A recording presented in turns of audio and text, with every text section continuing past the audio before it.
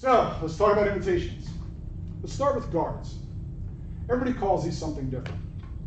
Italians have guards and invitations, and Japanese have kamae in their side, and then there's stances, and there's all kinds of words for this. Essentially, one refers to the position you get in. How to say this? I'm going to say it this way.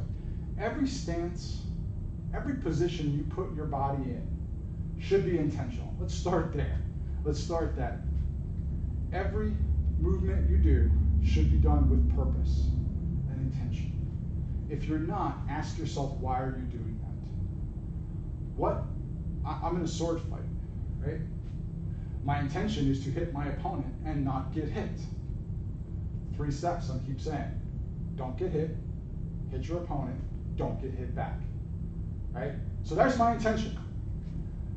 Every movement I do should be aligned to those objectives. Don't get hit my opponent, don't get hit back. Everything I do. It all starts with how our body's aligned, because how our body's aligned is how we walk and how we move. How we move dictates where we cut. Where we cut dictates how we hit our opponent, right?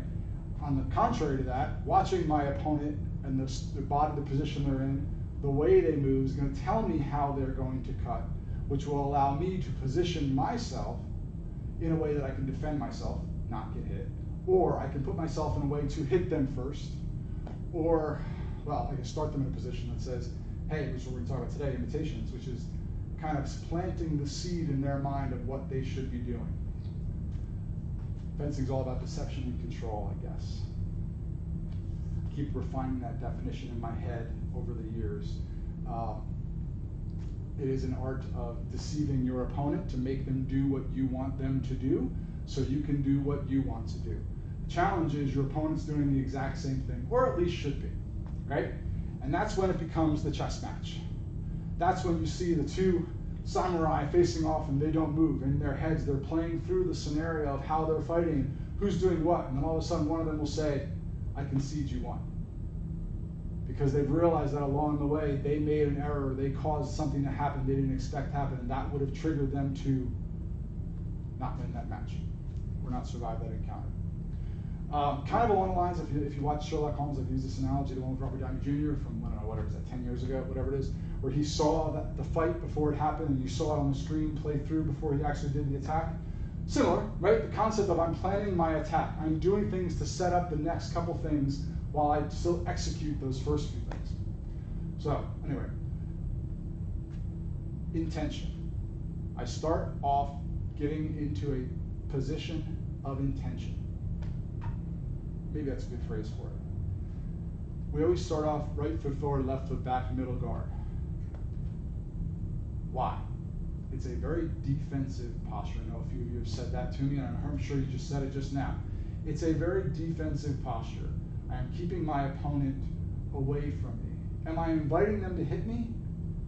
At first glance, no, because my sword, my saber is in front of my body.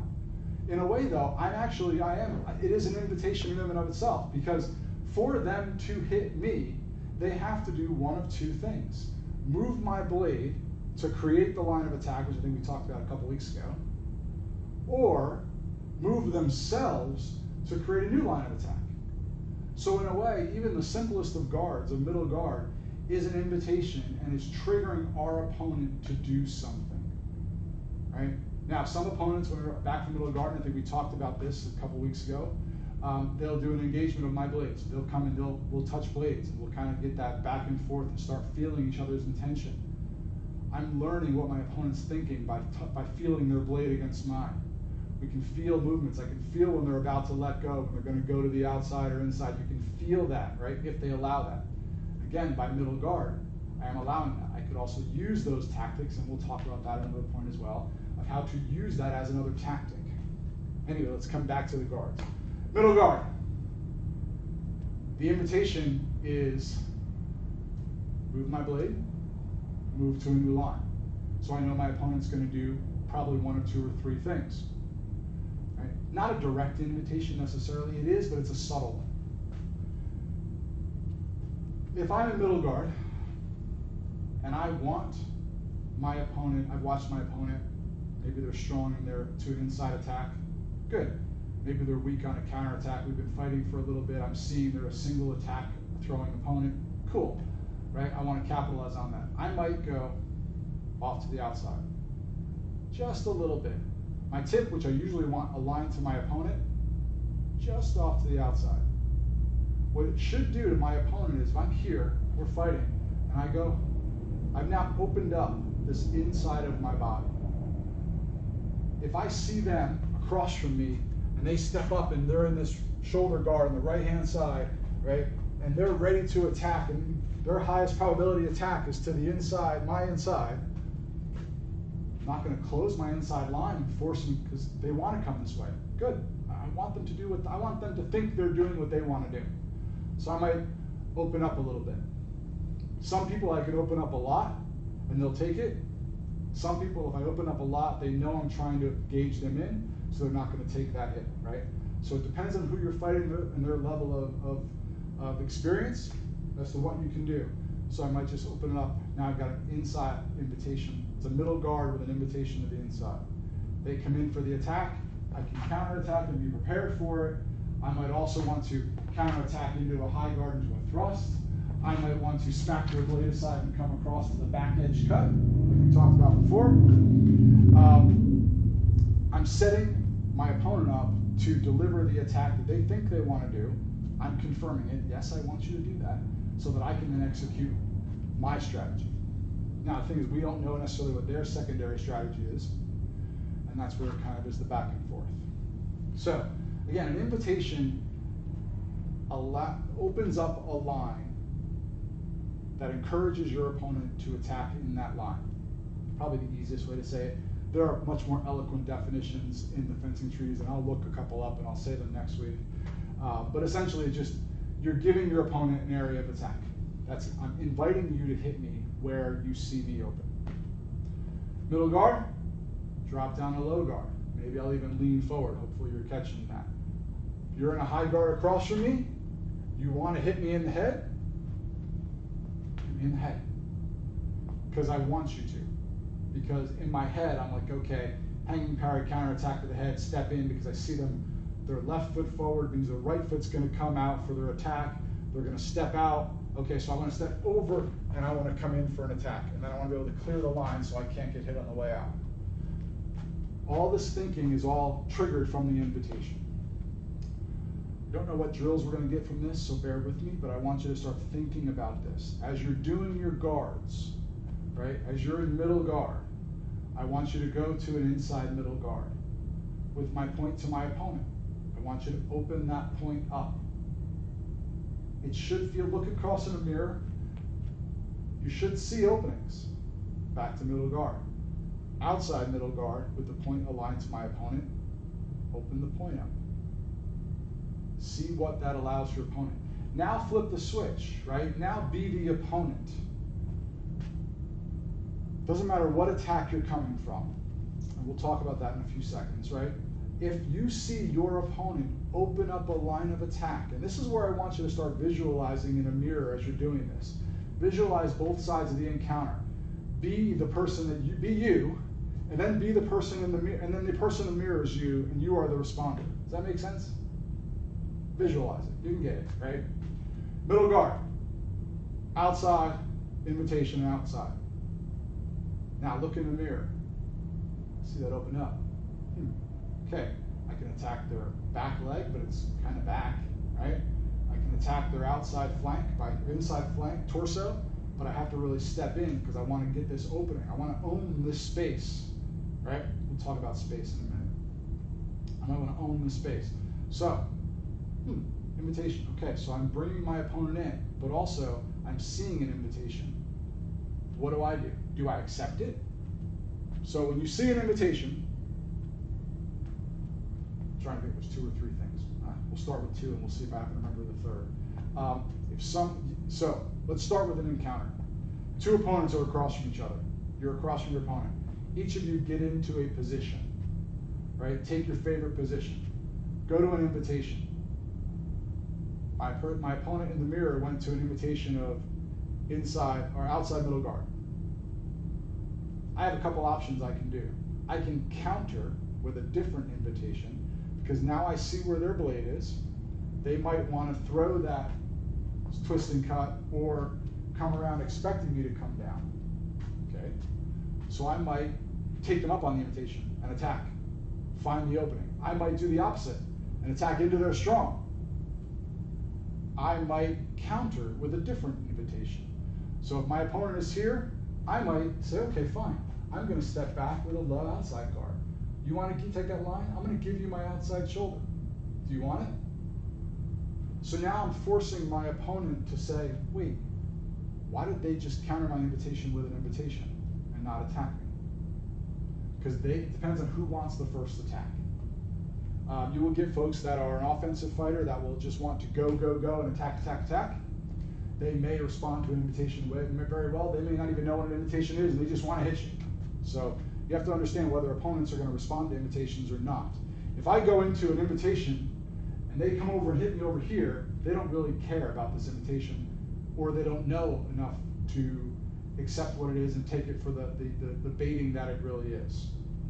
So that's how you can start to learn about your opponents. Some opponents that just don't have that kind of experience level yet, everyone will get there if they choose to.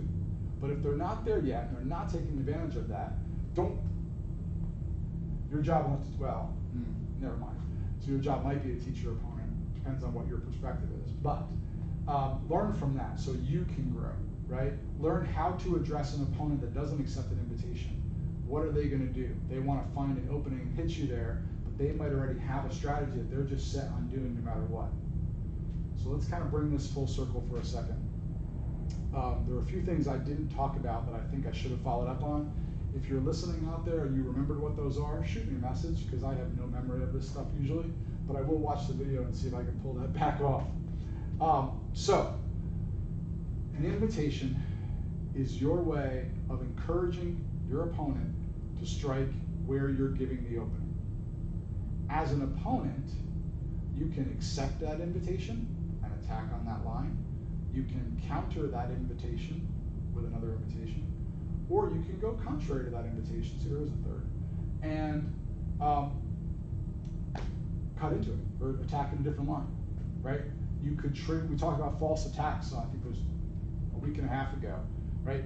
Out of measure attacks, or the feint. You can use their invitation to throw a feint to that area and then counterattack to where they have a strong. So there's a lot of opportunities, but again, the invitation is the way of me triggering and initiating the fight without moving forward and moving into it. As an opponent, I can accept, I can redirect, I can attack, right? Hopefully that makes sense. If it doesn't, ask me and we'll talk about it some more. All right, let's go through this for a second. Invitations, movement, I have no idea where I was going with that. Okay, so some other areas of invitation. Again, we divide the body into quadrants. So right about torso, sternum level, cut a horizontal line. Cut it down the center of my body. I have an inside, I have an outside. I have an inside high, an inside low, outside high, outside low, right? All of my guards apply to one of those quadrants or two of those quadrants, right? Middle guard, inside, outside. Invitation on the outside, middle. Invitation inside, middle.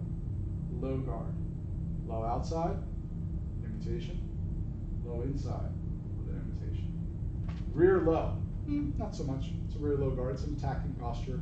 My whole invitation is giving you the entire front of my body. Right? High guard, giving you the entire front of my body. Now, again, very offensive positioning. As a general rule of thumb, if your opponent has their tip away from them and not in a defensive position trying to keep you away, then odds are they're just going to want to hit you with it, right?